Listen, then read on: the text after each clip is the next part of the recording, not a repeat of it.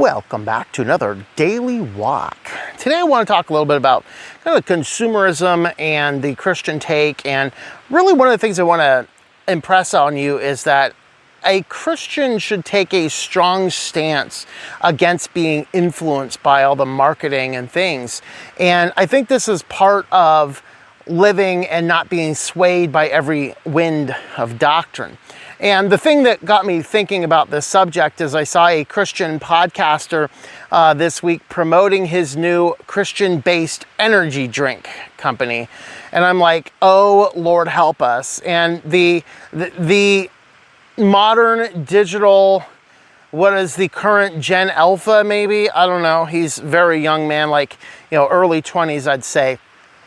And his entire value proposition is if you're going to drink energy drinks, why drink those other guys, those evil people giving all their money to all those evil causes? You could support instead an energy drink company that is promoting the forward push of the gospel. And then of course he also says, every one of these cans as it leaves our facility is prayed upon. So we have the Christian blessing of your energy drink has been prayed for. And then of course there's a QR code you can scan because we all need QR codes. It's probably a way to collect a bunch of data. I don't know anything about the person here.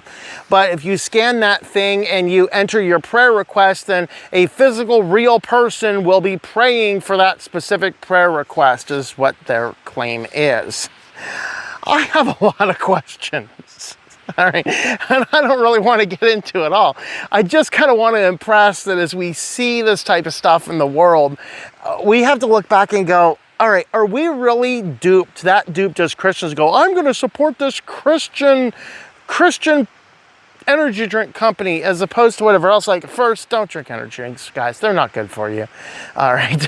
But outside of that, hey, these aren't bad. I mean, they only had 100 milligrams of caffeine and only a 3-part sweetener, and only 2 of them were really artificial. Got to have that monk fruit and stevia, otherwise you don't have anything really good. I mean, then they had some pure cane sugar. The pure cane sugar is the only one I would actually support, but you shouldn't drink drinks sweetened with sugars at all.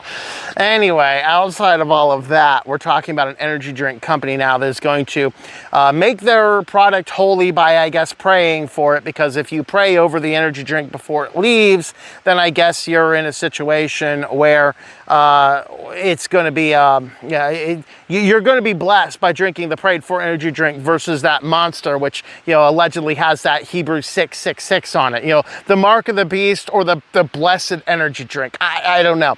But the reason I want to bring this up is we as Christians should be thoughtful in the world. We should go forth into the world without being swayed by every wind of doctrine, which I would, in the terms of consumerism, may very well be marketing and advertising. We shouldn't be swayed by these things. In fact, we should seek to avoid all these things. We should be running ad blockers and all sorts of things. And on top of the fact that advertising is completely fraught with scams, the entire purpose is to make us be discontent within ourselves. And what does Paul say? That we should strive to be contented in every situation we find ourselves in.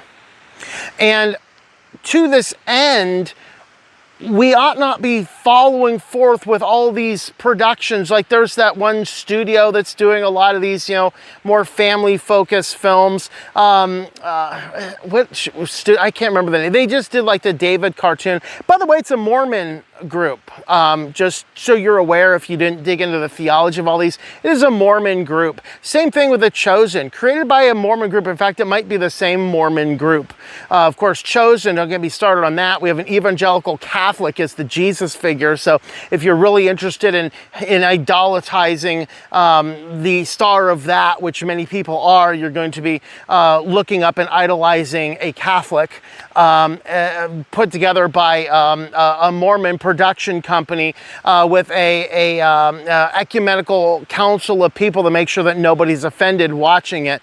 Not to mention the weird ideas that they seem to have in that program are dangerous enough. But then, of course, we get the competing stories. You have the Amazon Does David, where David's mother is apparently a prostitute, but then the cartoon of David comes out, and the cartoon of David's mother was just this wonderful, amazing, blessed woman, yet the Bible is completely absent on David's mother. So why are we focusing on this particular character in either of these two stories?